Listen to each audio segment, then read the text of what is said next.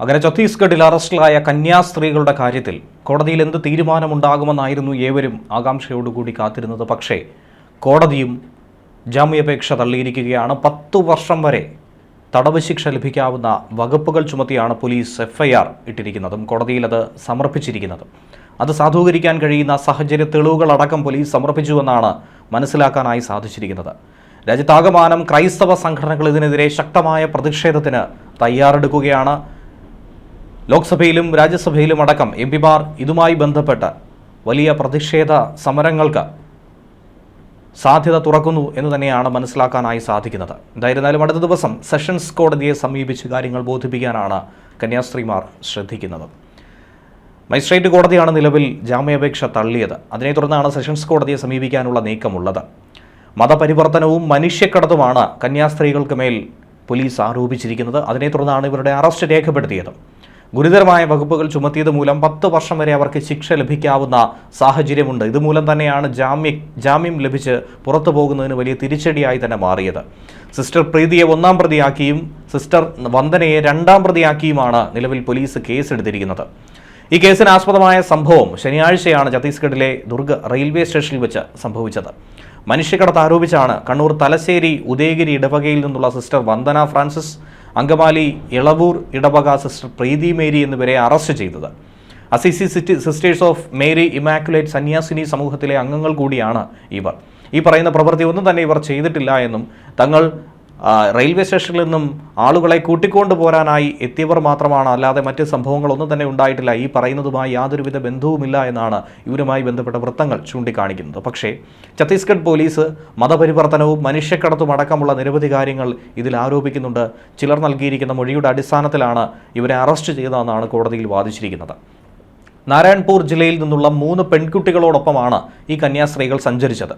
19 മുതൽ 22 വയസ്സുവരെ പ്രായം തോന്നിക്കുന്നവരാണ് ഇവരും. റെയിൽവേ സ്റ്റേഷനിലെത്തിയ ഇവരെ ബജ്റംഗ് പ്രവർത്തകർ നിർബന്ധിത മതപരിവർത്തനം ഇവർ നടത്തുന്നു, മനുഷ്യക്കടത്ത് നടത്തുന്നു എന്നാരോപിച്ചുകൊണ്ട് കയ്യേറ്റം ചെയ്യുന്ന ഒരു സാഹചര്യം പോലും ഉരുത്തിരിഞ്ഞു വന്നു. ഏറെ വാഗ്വാദങ്ങൾക്കൊടുവിലാണ് പോലീസ് എത്തി ഇവരെ അറസ്റ്റ് ചെയ്തത്. ബജ്റംഗ് പ്രവർത്തകർ കന്യാസ്ത്രീകളെ തടഞ്ഞു വെച്ചിരുന്നു. കന്യാസ്ത്രീകൾ നടത്തുന്ന ആശുപത്രിയിൽ ജോലിക്ക് പോവുകയാണെന്ന് പെൺകുട്ടികൾ പറഞ്ഞിട്ടും വിട്ടയക്കാൻ തയ്യാറായില്ല. പകരം മൂവരുടെയും രക്ഷിതാക്കൾ ജോലിക്ക് പോകാൻ നൽകിയ അനുമതി പത്രവും തിരിച്ചറിയൽ കാർഡുകളുമൊക്കെ പെൺകുട്ടികൾ ഹാജരാക്കിയിരുന്നു.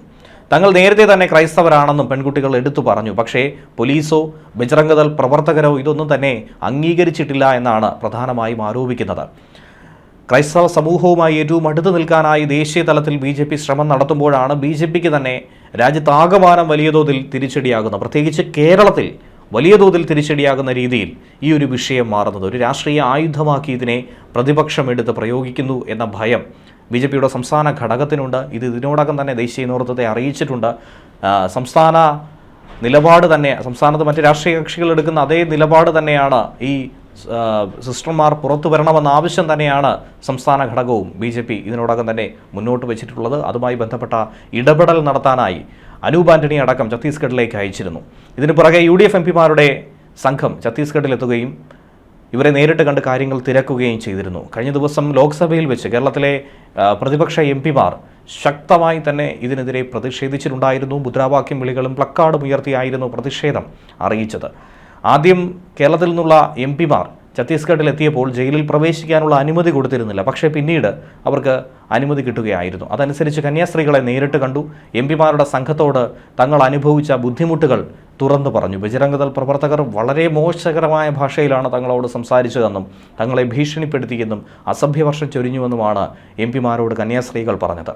NK പ്രേമേന്ദ്രൻ MP, ഫ്രാൻസിസ് ജോർജ്, ബെന്നി ബെഹനാൻ എന്നിവരടങ്ങിയ സംഘമാണ് ഛത്തീസ്ഗഡിലെ ദുർഗിലേക്ക് എത്തിയത്.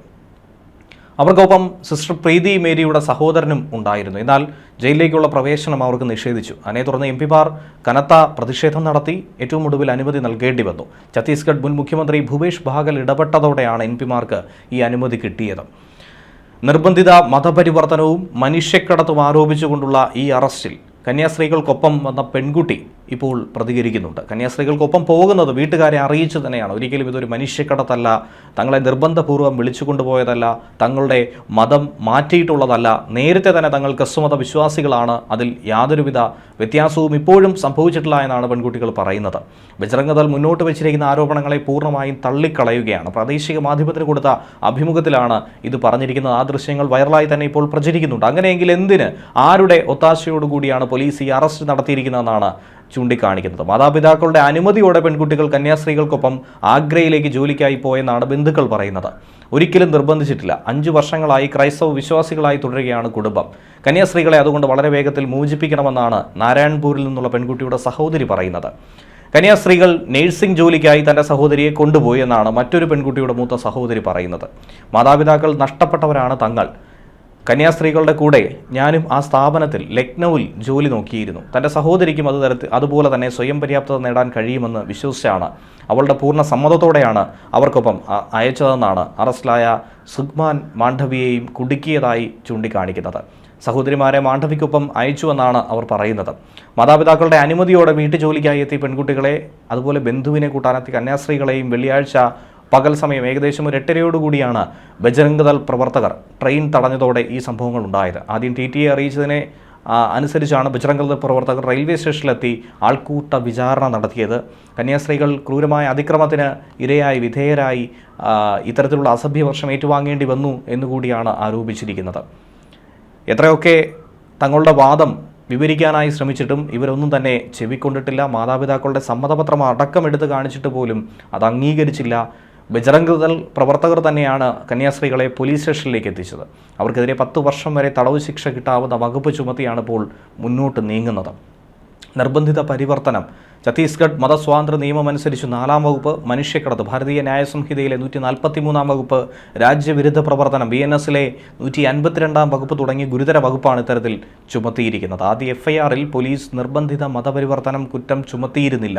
എന്നാൽ പിന്നീട് ബജ്റംഗ് ദൾ സമ്മർദ്ദത്തിൻ്റെ ഭാഗമായി തന്നെയാണ് ആ വകുപ്പ് കൂടി 152-ാം വകുപ്പ് കൂടി ഉൾപ്പെടുത്തിയിരിക്കുന്നത്.